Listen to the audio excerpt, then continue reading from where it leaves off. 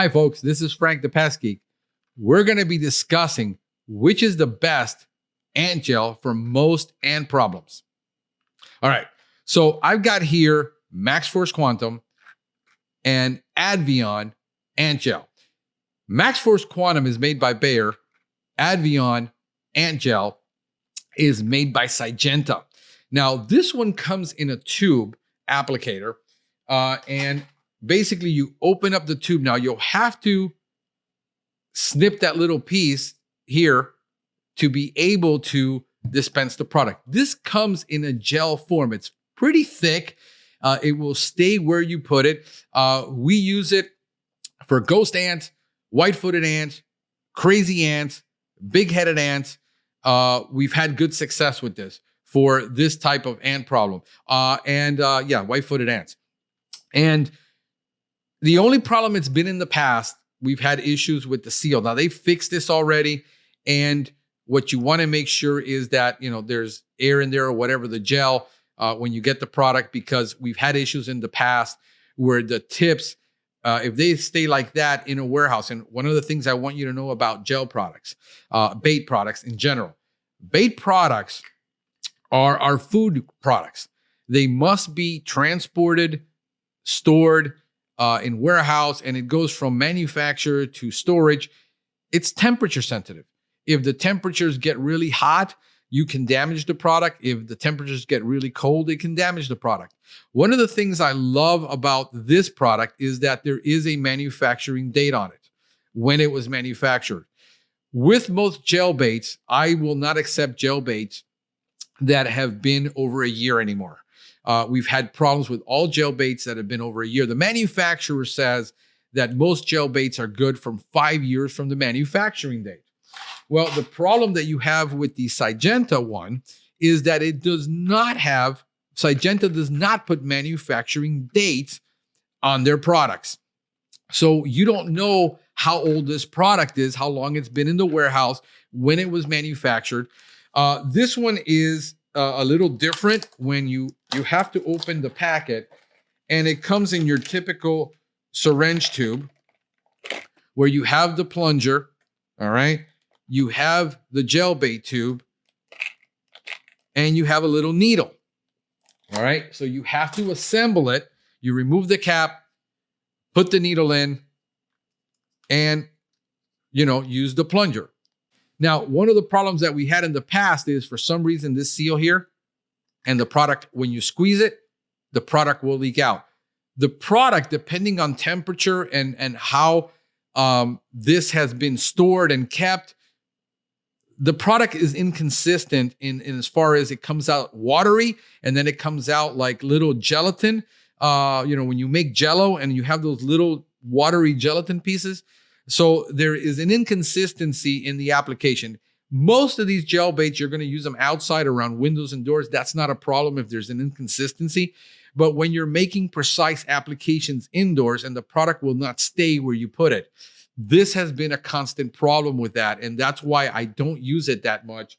I will prefer to use the Quantum for most of our problems. Now, sometimes there's an ant on this label that is not on this label, and we have to balance what we're trying to control. For most of what we control, we find that this is really good. So understanding that about gel baits and how gel baits work, that, remember, also, we don't know if it's the manufacturer will tell you if it's for glucose feeding ants. It will tell you if it's for carbohydrate feeding ants. You have to know which ant you have and what ant is on the label in order to use the product correctly. So whichever one you decide to use, whether it's Advion or Bayer Quantum, it's going to be about preference. It's going to be about uses, application, and ant species. I hope this helps you. This is Frank the Pestgeek, wishing you a pestacular day.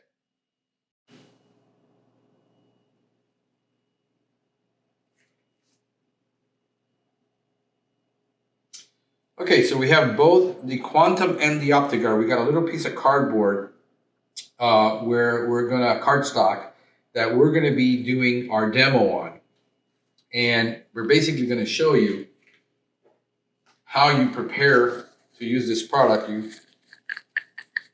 All right, so you see it comes in a gel, and what you want to do is you take out a blade, and always start out by the least amount to see what's going to be, because this allows you for a really precise application. And what I want to do is, you see, it's not coming out. There it goes. Okay, see how thick that gel is? You make a little ball, you can actually make a smaller application. There you go, look, see? You can make really, really little tiny applications on that. And then we're going to prepare this one. And we're just going to squeeze it nice and tight there. And we're going to make an application of this one. Whoa, see how that came out? So there it goes.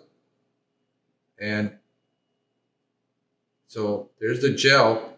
So when it's fresh, and you got to be able to, you see, you got to be able to keep these. Remember, they're food grade products. You got to keep them temperature controlled in your vehicle. You can't just throw them in back of the aluminum case where the sun is hitting these. You know, you're going to have to probably put them in a cooler or keep them in the front of the cab. You know, it's going to depend upon your label in your state to be able to do. But what I love about this product is you're able to, all these products, you're able to make a little line. Check it out there. Oh, smeared it. See, very much more difficult with this. As you can see, the gelatinizing, what I'm talking about, it's not, sometimes you'll get a liquid, it'll get runny if it gets hot. So you need to keep it cool.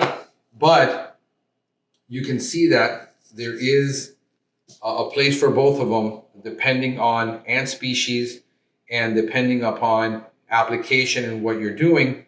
Both of these products are excellent products. They both have pros and cons. You just got to weigh them to see what works best in your practice.